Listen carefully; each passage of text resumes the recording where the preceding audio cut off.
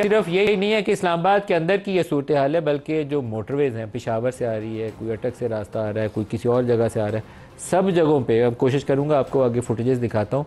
तकरीबन एक सील किया जा रहा है इस्लामाबाद की तरफ आने वाले तमाम रास्तों को, कोई शायद इधर आ ना पाए, और जो आएगा वो मैंने चौधरी निसार की मिसाल इसलिए दी है कि उस वक्त बहुत ज़्यादा यूज़ ऑफ फोर्स हुआ था, दोबारा यूज़ ऑफ फोर्स होगा। इसमें किसी को शक है तो शक में ना रहे, तो फैमिलीज़ के साथ एटलीस्ट किसी को मूव नहीं करना चाहिए। बच्चों को स्कूल भेजते हुए भी सोच समझ के भेजना चाहिए। मुस्तफ़ा नवाज़ साहब, ये इस्लामाबाद में आपने बहुत दफ़ा पहले भी होते देखा है। जब इमरान खान ने धरने देने शुरू किए थे और फिर वो लॉकडाउन करना शुरू किया था, तो उस वक्त भी ये यूज़ ऑफ फोर्स हुआ था। उसका हमने एक्शन रिप्ले बार बार करना शुरू किया। अभी भी पूरा इस्लामाबाद लॉकडाउन में। जी शुक्रिया मलिक साहब। पिछले तकरीबन 10-12 साल से हम मुसलसल बहरानी कैफियत का शिकार हैं। जो ये जुड़वा शहर हैं इस्लामाबाद और रावलपिंडी, शायद ही कोई 2 महीने ऐसे गुजरे हों कि जिसमें कंटेनर्स लगा के इस शहर को बंद न किया जाता हो, या डी चौक या फैज़ाबाद, या फैज़ाबाद। और कुल मिला के कोई 40-50 लाख इन दोनों शहरों की आबादी होगी और उनकी ज़िंदगी मुश्किल और अजीरन ना बनती हो। अभी हफ्ता पहले ये शायद 10 दिन हो गए होंगे जब तहरीक इंसाफ ने शायद रावलपिंडी में कोई एहतजाज रखा था, तो फिर दोनों शहर बंद कर दिए गए और लाखों लोगों को तकलीफ़ हुई। लोगों की अपने रोज़मर्रा की जो ज़िंदगी थी, बच्चों का स्कूल जाना, गमी खुशी, वो सब डिस्टर्ब हुए। और आज जो अभी ये सूरत हाल आपने विजुअल्स भी दिखाए, अफसोस ये होता है कि ये इतना लंबा अरसा ये मामलात चलते आ रहे हैं, हम बैठ के कोई हल नहीं निकाल पा रहे कि ये नौबत ही ना आए कि ये एहतजाज बार बार हो। अगर आप बात कर लें तो फिर तो आप लोग लीडर्स बन जाएंगे, इस कौम के रहनुमा बन जाएंगे। एग्जैक्टली तो रहनुमा बनना जाएंगे, रहनुमा बनना नहीं चाहते, रहनुमा बनना नहीं चाहते। यहाँ पर पर्सनल इंटरेस्ट और पोलराइजेशन इस हद तक बढ़ चुकी है कि हम अगर आज के दिन में देखें तो इस वक्त 2-3 अच्छी खबरें भी हैं पाकिस्तान में।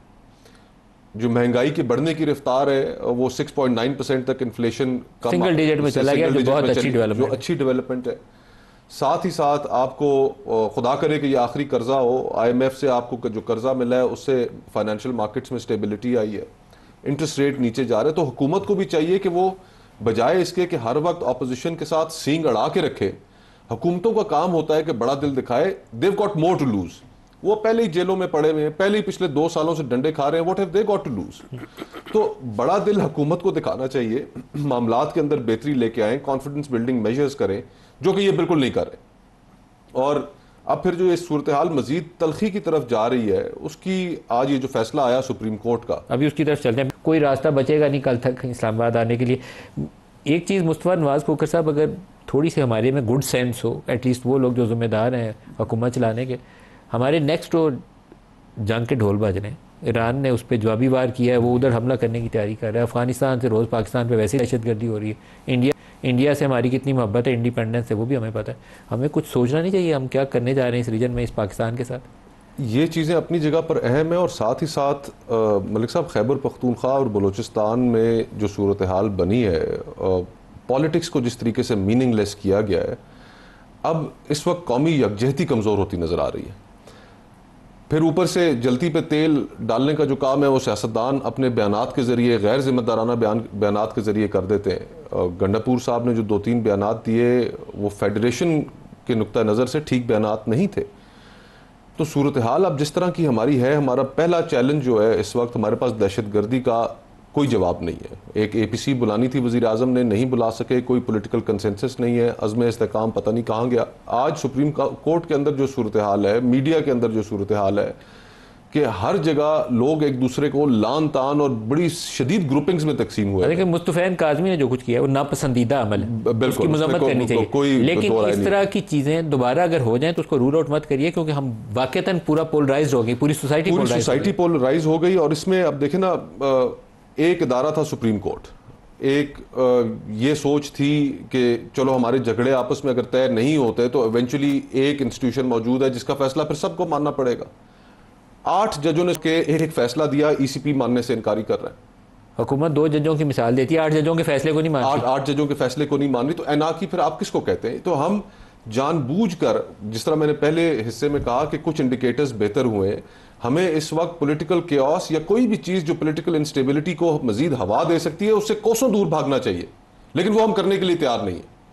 आज ये अब जो फैसला आया है, इस फैसले के नतीजे में जो जुबान ज़द आम जो बात है वो ये है कि आईनी तरमीम के लिए अब हुकूमत को नंबर मिल जाएंगे, और तरीके इंसाफ हो या दीगर पोलिटिकल बंदे तोड़ने आसान हो जाएंगे, बंदे तोड़ने आसान हो जाएंगे। 15-20 बंदे तोड़ने मसला ही कोई नहीं रह गया। और फिर साथ एक इस जजमेंट के ऊपर बतौर वकील के मैं इसको इस तरह से भी देखता हूँ कि वो एक बड़ा बेसिक रूल है नेचुरल जस्टिस का, एक मैक्सिम है कि नीमो जुडेक्स कॉज़ा सुआ, कि no one shall be a जज इन देयर ओन केस। अगर इस आईनी तरमीम के नतीजे में अपने मफाद में कुछ जजमेंट नहीं पास कर सकते, अब नहीं कर सकते, तो ये बुनियादी असूल है इंसाफ का।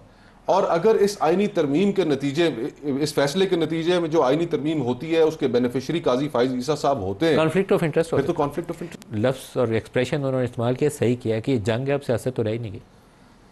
बिल्कुल उन्होंने दुरुस्त कहा है जी। और अनाकी इसी को ही कहते हैं कि जिसके अंदर कोई फरीक एक दूसरे से समझौता करने के लिए तैयार ना हो, आपका कॉन्स्टिट्यूशनल ब्रेक डाउन हो जाए, आला अदालतों के फैसले ना माने जा रहे हों, पोलराइजेशन बढ़ जाए और एक दूसरे की बर्दाश्त बिल्कुल ख़त्म हो जाए, तो फिर इसी जानिब चीज़ें बढ़ती हैं। अब मेरे ख्याल में ये जो अक्टूबर का महीना है, ये मुझे ऐसे लगता है कि ये फाइनल राउंड है, आर या पार। और इस वजह से लगता है कि एक तरफ एक जो फरीक है इमरान खान साहब, वो समझते हैं कि अगर काजी फाइज ईसा साहब की कंटिन्यूएशन होती है तो उसके नतीजे में फिर उनको रिलीफ मिलना बहुत मुश्किल हो जाएगा, और उनके लिए जो मुश्किल दिन है वो फिर लंबे चलेंगे।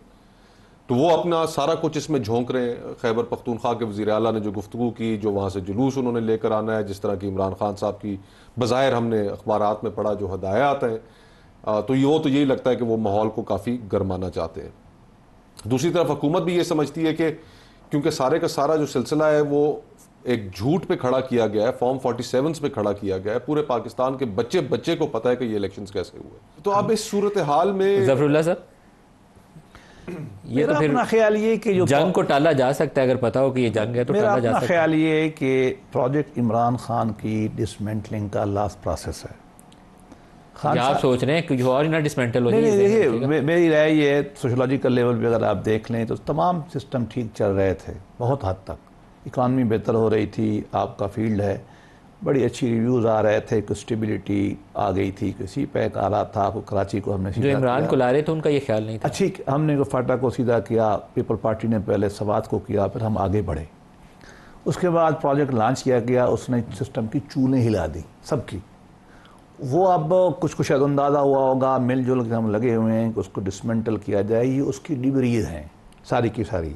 और मैं ऐसे इत्तफाक़ करता हूँ, मैंने पहले भी कहा था, खोकर सामने भी सही, कि मेरा अपना ख्याल ये है कि अभी फाइनल राउंड है। मेरा अपना ख्याल ये है कि खान साहब को ये नहीं करना चाहिए था, कुछ आर या पार आप भी कहते हैं अक्टूबर ही ठंडा चलना चाहिए था। हम सब ने लेकिन अब मेरा ख्याल में हो ही जाए। लास्ट मिनट 8 फरवरी भी है पीछे, और 8 फरवरी को लोगों ने बैंगनों टमाटरों पे मोरे मार के अपना फैसला दिया। अहमद उवैस साहब, क्या आपका भी यही ख्याल है कि अक्टूबर आर या पार है? जी हाँ, मैं ये इस बात से तो मैं इत्तफाक़ करता हूँ कि ये जो एक लॉन्ग वेटेड डिसीजन कह लीजिए, और एक मार्का आरआई जो चली आ रही है, और वो एक फ़ैसला कुन मरहले में चली गई है, पहुँच गई है। और ये मैं अपनी अक्ल दानिश के बुनियाद के ऊपर अपनी नाक़िस राय में ये कहूँगा कि जो डेकेड्स ओल्ड हमारा सिस्टम आधा तीतर आधा बटेर चलता गया, जिसमें Aahista Aahista rule of law जो है वो सब्स्टिट्यूट होता रहा रूल ऑफ अथॉरिटी के साथ, मैं कन्विंस हूँ इसके ऊपर। प्रोग्राम का वक्त खत्म हो गया। मेरा तो अपना अकीदा है। साहब और बैरिस्टर ज़फरुल्लाह साहब, आप सबका बहुत शुक्रिया। आज के लिए इतना इजाज़त दीजिए। अल्लाह हाफ़िज़।